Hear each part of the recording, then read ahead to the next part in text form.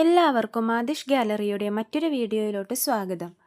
ഇന്ന് ഞാൻ പറയാൻ പോകുന്നത് ഒരു നല്ല രക്ഷിതാവിൻ്റെ ഗുണങ്ങളെക്കുറിച്ചാണ്. ഒരു കുഞ്ഞ് പിറവിയെടുക്കുമ്പോൾ ജന്മമെടുക്കുന്നത് മാതാപിതാക്കൾ കൂടിയാണ്. രക്ഷിതാക്കൾ അറിഞ്ഞിരിക്കേണ്ട, ചെയ്തിരിക്കേണ്ട കുറച്ച് കാര്യങ്ങളെക്കുറിച്ചാണ് ഇന്ന് പറയാൻ പോകുന്നത്. അപ്പോൾ ചാനൽ സബ്സ്ക്രൈബ് ചെയ്യാത്തവരുണ്ടെങ്കിൽ സബ്സ്ക്രൈബ് ചെയ്യണേ. കുട്ടികളുടെ കാര്യത്തിൽ മറ്റാരെക്കാളും ശ്രദ്ധ പുലർത്തേണ്ടത് രക്ഷിതാക്കളാണ്.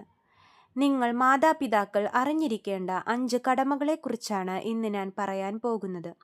അതിലൊന്ന്, കഴിവുകൾ പ്രോത്സാഹിപ്പിക്കുക. ഓരോ കുട്ടിയും ഓരോ കഴിവുകളായാണ് ജനിക്കുന്നത്. കഴിവുകൾ ഇല്ലാത്തവരായി ആരും തന്നെയില്ല.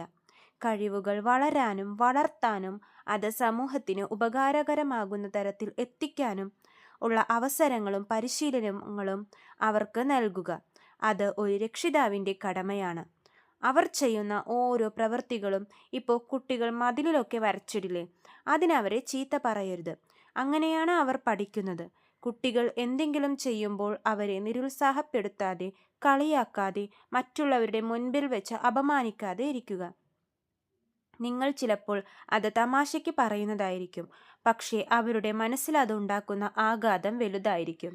പിന്നീട് അവരുടെ മനസ്സിൽ നെഗറ്റീവ് ചിന്തകൾ വന്നു തുടങ്ങും. ഞാനത് ചെയ്താൽ ശരിയാകുമോ, എനിക്കിതിൽ വിജയിച്ചില്ലെങ്കിൽ എന്തെങ്കിലും പറ്റുമോ, ബാക്കിയുള്ളവർക്ക് വിഷമമാകുമോ എന്നിങ്ങനെയുള്ള നെഗറ്റീവ് ചിന്തകൾ അവരുടെ മനസ്സിൽ ഏൽക്കും. അപ്പോൾ നമ്മൾ അവരെ നിരുത്സാഹപ്പെടുത്താതെ അവരുടെ കഴിവുകളെ പ്രോത്സാഹിപ്പിക്കുക. രണ്ടാമത്തെ കാര്യം, സ്വതന്ത്ര ജീവിതത്തിന് അവരെ പ്രാപ്തരാക്കുക. പ്രായപൂർത്തിയാകുമ്പോൾ അവർ സ്വന്തം ജീവിതത്തിന് പ്രാപ്തരാകണമെങ്കിൽ അതിന് നമ്മൾ അവരെ സ്വതന്ത്രരാക്കി വിടുക. അവരുടെ 18 വയസ്സ് കാലയളവിൽ അവരെ അത് പഠിപ്പിക്കുക. നമ്മളില്ലെങ്കിലും എല്ലാ കാര്യവും സ്വയം ചെയ്യാൻ അവരെ പ്രാപ്തരാക്കുക. അവർ അറിവ് വെച്ചു തുടങ്ങുന്ന പ്രായത്തിലെ ചെറിയ ചെറിയ കാര്യങ്ങൾ അവരെ കൊണ്ട് ചെയ്യിക്കുക. ഇപ്പോൾ എന്തെങ്കിലും സാധനം എടുക്കാൻ അത് അവർ ഒറ്റയ്ക്ക് ചെയ്യട്ടെ. നല്ല ശീലങ്ങൾ പഠിപ്പിക്കുക. അവർ എന്തെങ്കിലും ചെയ്യുമ്പോൾ, മോനെ നീ അത് ചെയ്യണ്ട, ഞാൻ അത് ചെയ്തു തരാം എന്നൊന്നും പറയരുത്. അവരത് ചെയ്തോട്ടെ.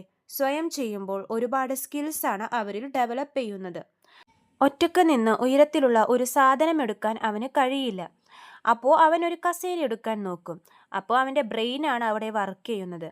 കാര്യങ്ങൾ തിരിച്ചറിയാനുള്ള കഴിവ്, അത് അവൻ ഒറ്റയ്ക്ക് ചെയ്തെടുക്കുമ്പോൾ അവന് കിട്ടുന്ന സന്തോഷം, ഇതൊന്നും നമ്മൾ ചെയ്തു കൊടുക്കാൻ കിട്ടില്ല. അപ്പോൾ അവനൊരു സാധനം എടുക്കാൻ അവന് അറിയില്ലെങ്കിൽ, എത്തുന്നില്ലെങ്കിൽ അതെങ്ങനെ എടുക്കാം എന്നുള്ളൊരു ചിന്ത അവനിൽ ഉണ്ടാവുകയും അത് കിട്ടുമ്പോൾ അവനിലുള്ള സന്തോഷം അത് വളരെ വലുതാണ്. ഇതൊന്നും നമ്മളായിട്ട് ഇല്ലാതാക്കരുത്. ഒറ്റയ്ക്ക് എല്ലാ കാര്യങ്ങളും പഠിക്കുമ്പോൾ അവൻ ഇൻഡിപെൻഡൻ്റ് ആവുകയും ചെയ്യും. അവൻ ഇൻഡിപെൻഡൻ്റ് ആവട്ടെ. അപ്പോൾ അവരെ സ്വതന്ത്ര ജീവിതത്തിന് പ്രാപ്തരാക്കുക. വൈകാരിക ബന്ധം സ്ഥാപിക്കുക. വികാരങ്ങൾ പ്രകടിപ്പിക്കാനുള്ള കഴിവ് കുട്ടിക്ക് ഉണ്ടാക്കിയെടുക്കണം. കളിച്ചു വളരട്ടെ. ആരോഗ്യമുള്ള ഒരു കുട്ടിയാവണമെങ്കിൽ കളിക്കണം.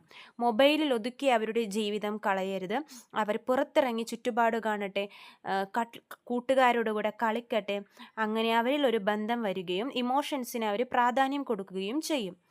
അപ്പോൾ പിന്നെ ഉള്ളത് എന്തെന്ന് വെച്ചാൽ, മാനസികവും ശാരീരികവുമായി പൂർണ്ണ വളർച്ച ഉണ്ടെന്ന് ഓരോ രക്ഷിതാവും ഉറപ്പുവരുത്തുക.